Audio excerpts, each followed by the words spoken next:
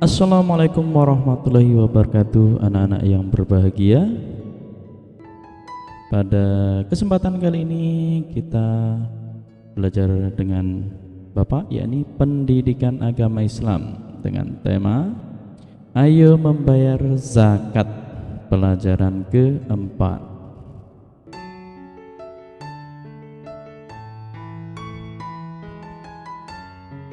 Sebelum belajar, mari kita berdoa bersama-sama. Bismillahirrahmanirrahim. Raditu billahi rabba wa bil islami dina wa bi muhammadin nabiyya wa rasula. Rabbi zidni ilma warzuqni fahma, amin.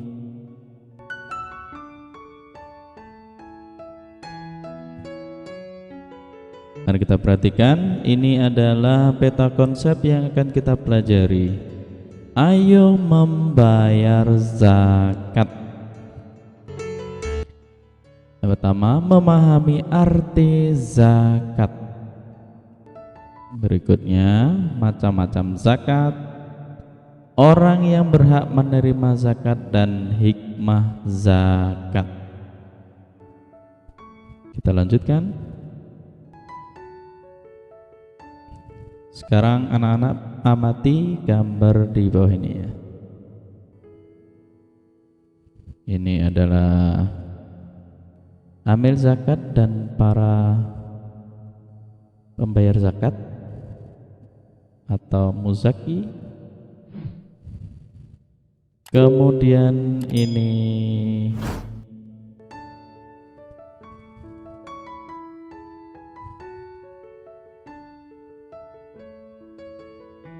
di pasar. Apalagi ini?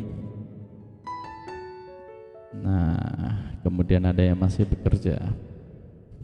Kita lanjutkan. Memahami makna zakat. Ini yang B-nya, yakni memahami makna zakat. Silahkan disimak.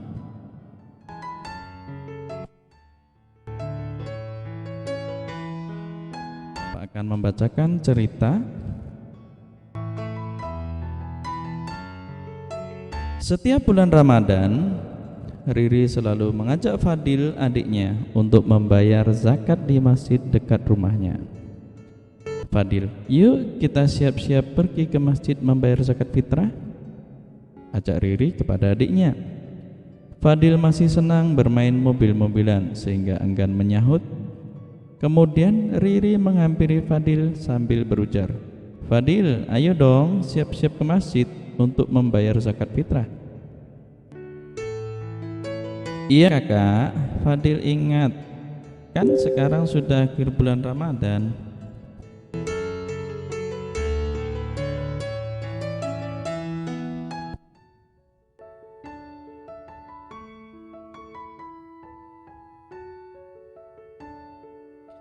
Riri dan Fadil membawa 2,5 kg beras atau 2,5 kg beras yang sudah dipersiapkan ibunya. Kedua kakak beradik yang masih duduk di sekolah dasar itu mohon izin kepada ibunya untuk ke masjid membayar zakat fitrah. Bu, Riri dan Fadil berangkat ke masjid, ujar Riri kepada ibunya yang sedang menjahit. Hati-hati di jalan ya nak, pesan ibunya kepada Riri dan Fadil. Riri dan Fadil menuju Masjid Al-Barkah untuk membayar zakat fitrah. Di tengah jalan, Fadil bertanya kepada kakaknya, Kak, aku belum mengerti zakat itu apa? Tanya Fadil yang baru duduk di kelas 3 kepada kakaknya. Riri yang sudah duduk di kelas 6 SD. Kata Bu Mila, guru agama kita, Menurut bahasa, zakat bermakna membersihkan. Menurut istilah, zakat berarti mengeluarkan sebagian dari harta tertentu yang telah mencapai nisab. Jadi, zakat itu sebagian harta tertentu yang wajib dikeluarkan oleh umat Islam untuk diberikan kepada orang yang berhak menerimanya, jawab Riri. Oh begitu ya Kak, tapi kenapa kita harus membayar zakat? Tanya Fadil lagi kepada Riri.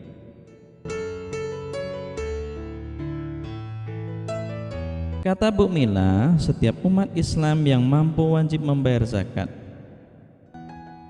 Kok kita sekarang membayar zakat fitrah? Kan kita belum mampu cari uang. Kata Bu Mila, zakat fitrah itu untuk membersihkan diri dan jiwa kita. Lagi pula yang menanggung zakat fitrah orang tua kita. Oh begitu ya Kak, ucap Fadil. Fadil, ayo masuk ke masjid, ajak Riri kepada adiknya untuk masuk ke masjid.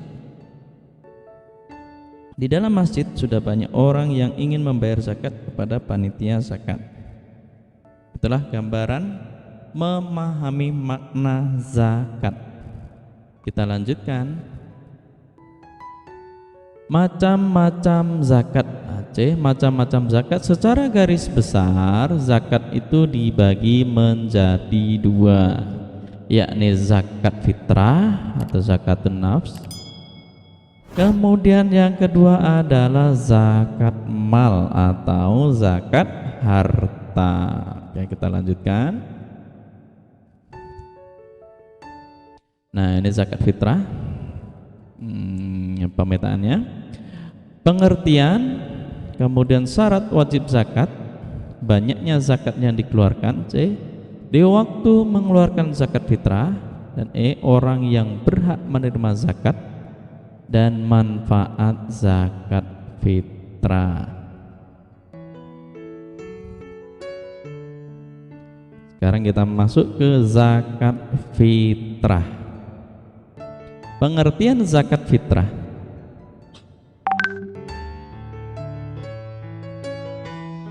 Zakat fitrah disebut juga zakatun nafs, artinya penyucian diri. Jadi orang yang sudah menunaikan zakat fitrah, jiwanya kembali ke dalam keadaan fitrah atau suci. Firman Allah Subhanahu wa taala dalam Quran surat At-Taubah ayat 103, "Khudz min amwalihim shadaqatan tutahhiruhum wa tuzakkihim biha wa sholli 'alaihim inna salataka sakanun lahum wallahu sami'un 'alim." Ambillah zakat dari harta mereka guna membersihkan dan menyucikan mereka, dan berdoalah untuk mereka. Sesungguhnya doamu itu menumbuhkan ketentraman jiwa bagi mereka. Allah Maha mendengar, Maha mengetahui. Kita lanjutkan. Syarat wajib zakat. Jadi ada syarat wajib zakat. Yang pertama kita lihat, beragama Islam, laki-laki dan perempuan sejak usia bayi, anak-anak atau lanjut usia. Jadi yang beragama Islam ya. Kalau non muslim itu tidak diwajibkan. Ulang lagi, kalau non muslim atau bukan Islam tidak diwajibkan. Yang kedua, memiliki penghasilan yang cukup untuk kebutuhan sehari-hari. Zakat fitrah untuk anak-anak menjadi tanggung jawab atau tanggungan orang tua mereka. Jadi kalau penghasilannya tidak mencukupi, bagaimana? Tentu berhak mendapat zakat. Akan kita bahas selanjutnya. Yang ketiga adalah orang itu masih hidup sampai akhir Ramadan atau Ramadan. Jadi orangnya masih hidup sampai akhir Ramadan itu wajib zakat fitrah. Kita lanjutkan. Banyaknya zakat yang dikeluarkan, jadi ada ukurannya ya, enggak sembarangan, tidak asal-asal mengeluarkan. Kita lihat,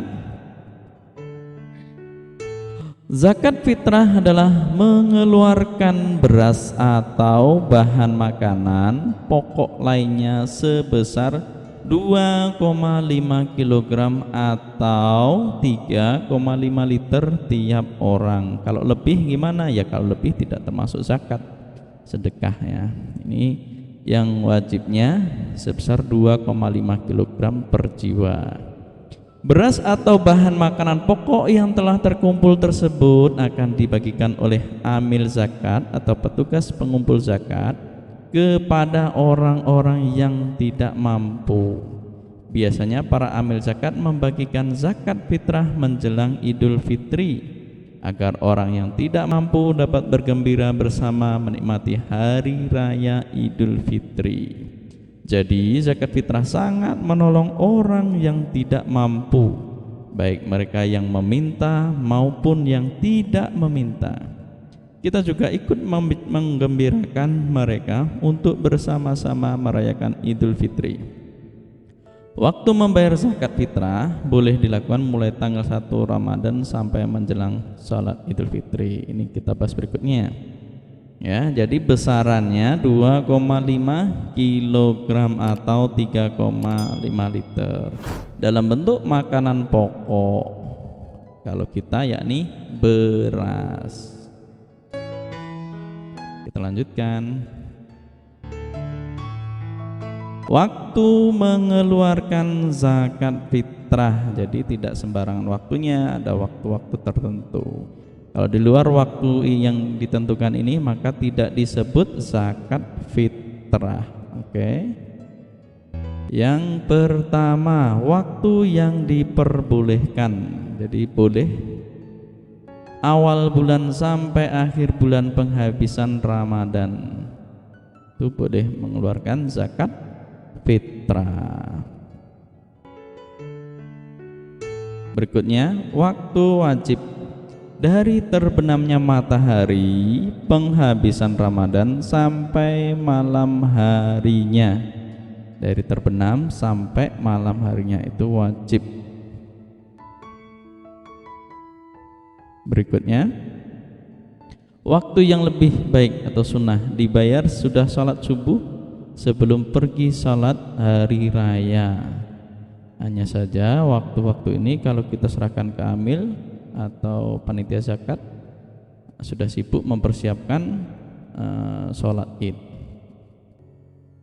Kemudian waktu yang haram dibayarkan sesudah terbenamnya matahari pada hari raya. Jadi kalau sudah takbiran sampai terbenam matahari baru bayar zakat, itu diharamkan. Dan berikutnya sudah tidak termasuk lagi zakat fitrah. Ini waktu-waktu mengeluarkan zakat. Yang pertama adalah diperbolehkan, waktu wajib, waktu yang lebih baik, dan waktu yang haram. Oke, dilanjutkan. Orang yang berhak menerima zakat. Jadi tidak sembarang orang bisa mendapatkan zakat.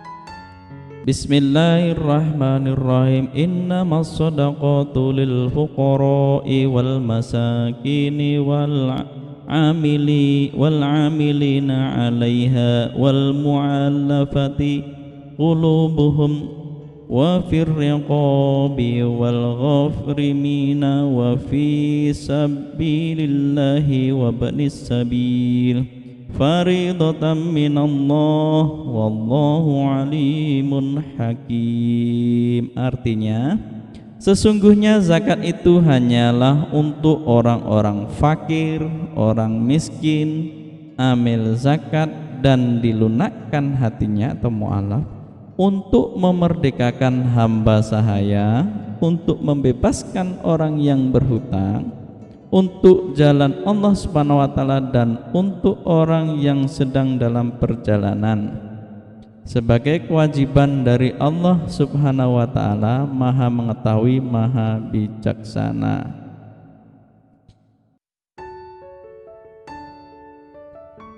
Delapan, golongan orang yang berhak mendapatkan zakat berdasarkan Quran surat At-Taubah ayat 60.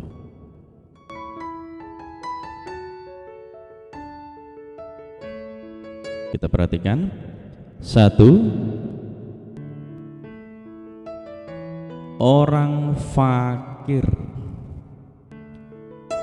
Orang fakir yaitu orang yang amat sengsara hidupnya, tidak mempunyai tenaga dan harta untuk memenuhi kebutuhan hidupnya. Inilah yaitu orang fakir.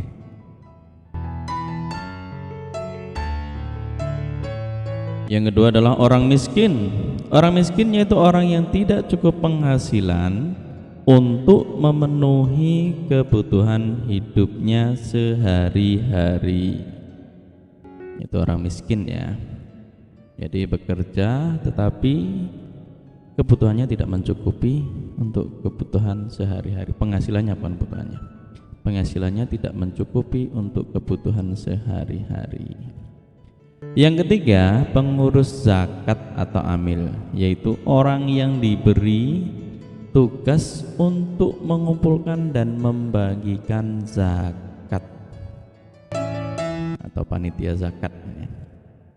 Jadi pengurus zakat fitrah atau amil. Selanjutnya yang keempat, mu'alaf, yaitu orang yang bukan Islam atau non-Islam atau non-Muslim yang berkeinginan masuk Islam untuk masuk Islam, dan orang yang baru masuk Islam yang imannya masih lemah. Nah, jadi mu'alaf itu yang berkenan masuk Islam untuk masuk Islam, dan orang yang baru masuk Islam yang imannya masih lemah. Itu mu'alaf, golongan keempat. Berikutnya golongan kelima yaitu orang yang berhutang atau berutang, yaitu orang yang berutang karena untuk kepentingan yang bukan maksiat dan ia tidak sanggup membayarnya. Orang yang berutang untuk memelihara persatuan umat Islam.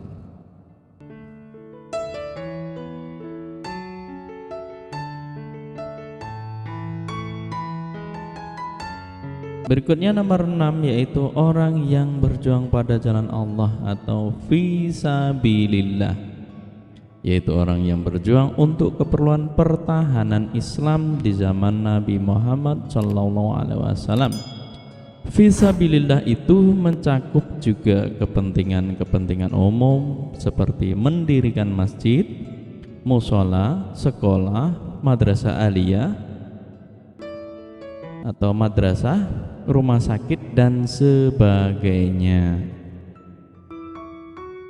Yang ketujuh adalah hamba sahaya, yaitu budak yang harus dimerdekakan. Untuk saat ini hamba sahaya bisa dibilang tidak ada. Hamba itu beda dengan pembantu ya, atau ya, asisten rumah tangga, beda. Dan yang terakhir yaitu Ibnu Sabil. Ibnu Sabil yaitu seorang anak yang sedang menuntut ilmu namun kesulitan dalam pembiayaan. Inilah 8 golongan orang yang berhak mendapatkan zakat berdasarkan Quran surat At-Taubah ayat 60. Orang fakir, orang miskin, pengurus zakat atau amil, mu'alaf, orang berutang yang tidak sanggup bayar utangnya, orang yang berjuang pada jalan Allah fisabilillah, hamba sahaya, dan Ibnu Sabil. Sekarang kita masuk pada manfaat zakat fitrah ya. Kita lihat. Yang pertama, memberi pertolongan kepada orang yang lemah. agar mereka bisa beribadah kepada Allah Subhanahu wa taala. Ya, memberi pertolongan kepada orang yang lemah. Yang kedua, membersihkan diri dari sifat kikir atau pelit dan akhlak tercela. Jadi kalau kita sering mengeluarkan zakat fitrah maupun zakat mal, insya Allah kita terbebas dari sifat kikir atau pelit. Berikutnya yang ketiga, yaitu sebagai ungkapan rasa syukur kepada Allah Subhanahu wa taala atas nikmat yang telah diberikan. Dan yang keempat, menghindari timbulnya kejahatan. Jadi anak-anak, kalau kita sering membayar zakat, mengeluarkan zakat, insya Allah mengurangi munculnya kejahatan-kejahatan karena ketimpangan sosial. Sedangkan yang lima, memupuk sifat kasih sayang dan saling mencintai antara si miskin dan si kaya, antara yang lemah dan yang kuat. Inilah lima manfaat zakat fitrah